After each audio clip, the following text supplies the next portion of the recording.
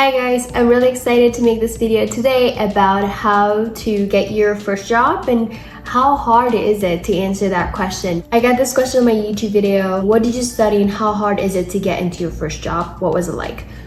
So I'd love to answer that question today. As someone who moved to the United States when I was a teenager, as a child of immigrants, I thought everything that I now know to myself just as I went through college and through getting my first job, which was a six-figure job in tech. It was absolutely amazing. Before I joined Amazon, there were several internships and research that I did at my university, and we'll also talk about that as it is part of the things that you need to get your first job. In my opinion, I do believe in working hard and smart, but definitely I do appreciate a good hard work. In my experience, to go through a school like USC, which was not easy, college wasn't easy.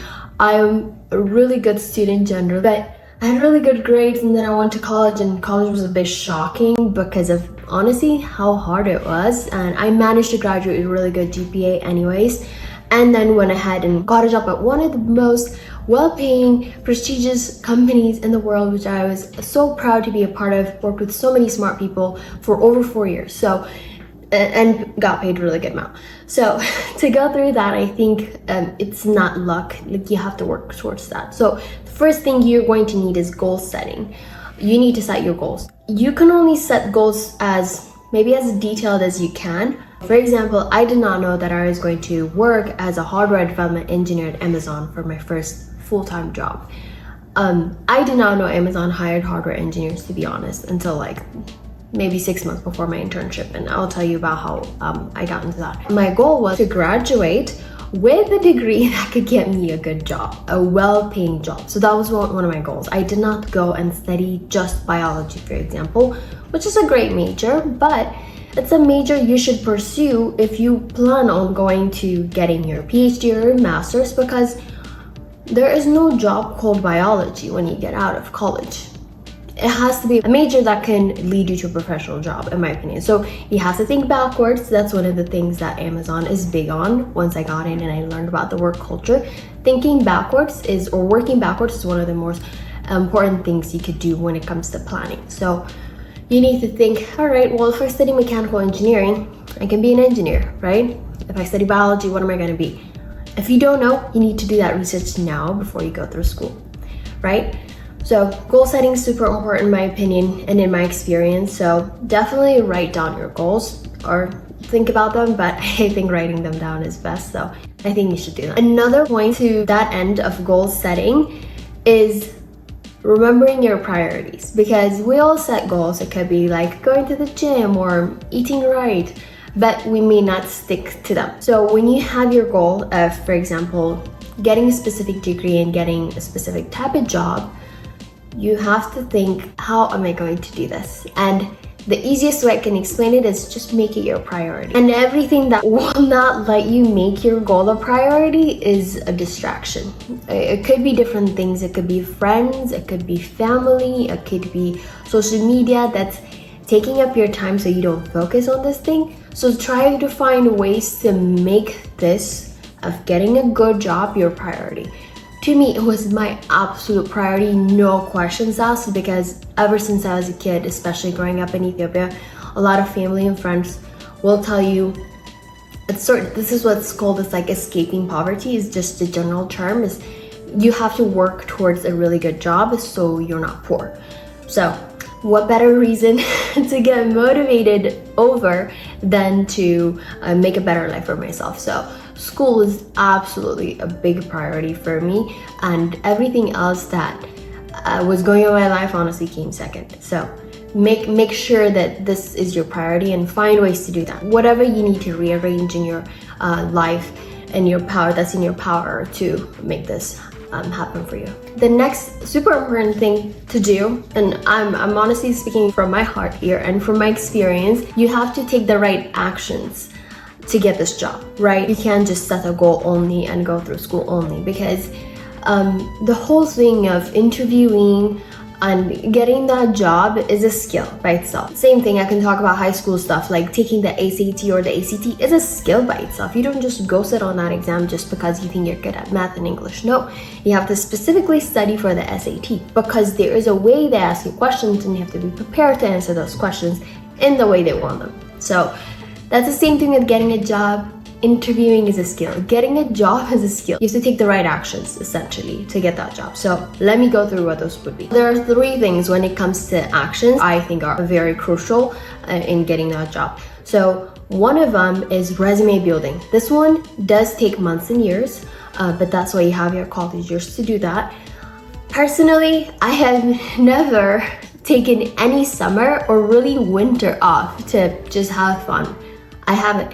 I've always done research, internship, some sort of boot camp, and that was very important to build my resume because by the time I graduated college, I had a long list of things that I have done. I've gone through a coding boot camp. I could write a couple of languages. I had a couple of research experiences in college where I worked with Python and MATLAB, and I had an aerospace engineering research to an internship with Amazon. That is a whole story about how I secured that job, that internship, and I'll leave that to another time because I think it's an interesting story that needs to be told. With my internship is how I got the full-time offer. At the end of my internship, I got the full-time offer, and honestly, that is the best way to get a full-time job is just to intern at that company in your sophomore or your junior year of college.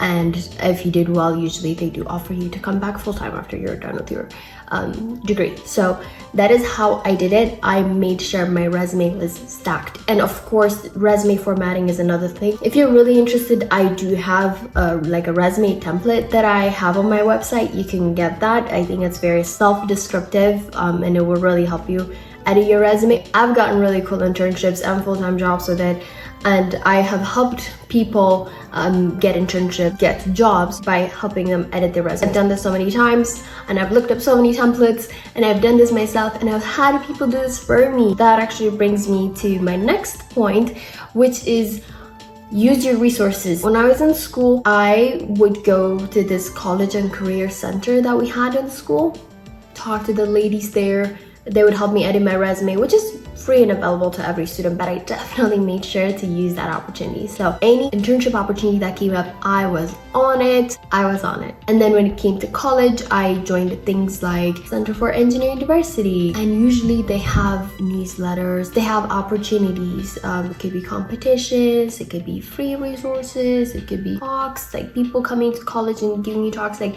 that is an important resource. Sometimes these people are providing mentorship opportunities. Definitely, absolutely get a mentor if you can. Especially during college, there are lots of resources, lots of groups that will kind of offer you like mentorship. So go ahead and get that. That person could directly get you your job, or you could just learn from them sort of by spending time with them. So do that. I've had many mentors when I was in college, between 5 and 10, a few at a time. And you don't have to have a rigid like once a week meeting schedule, but just having time with them where you talk to them, have connections with those people, because you also might need them for letters of recommendation, for example, for different things, usually for grad school. So find your resources. And then the last one and most important one, which I actually get a lot of compliments on, is communication skills, which is funny to say because it appears in every job description. When you are emailing a recruiter, you shouldn't have typos or formatting errors, because every conversation with them, you're being screened for the job. Because what do you do when you get the job? You're going to be emailing a lot of people. So have your verbal and written communication skills down. So go get those skills in any way that you think possible, whether it's watching some YouTube videos, reading some articles, like reading books. And I will be absolutely happy to tell you about some books that changed my life. But read some books, do what you need to in order to get this emailing and writing skills and verbal skills right. Because I know I said I'll talk about my internship experience at Amazon and how I got it earlier, but I got my Amazon internship because of one email that I wrote. These 5 things I talked about, I think would really give you a leg up in getting your first job and make it easy. There are things that are in your power that you can do. So these 5 things being the first one, goal setting. The second one, making sure that goal is your priority. That's something that keeps this one going. Building your resume, finding and using your resources, and having your verbal and communication skills right. If there are any questions that you want addressed more, please write them in the comments. I'm happy to make another video about it. Thank you so much for watching.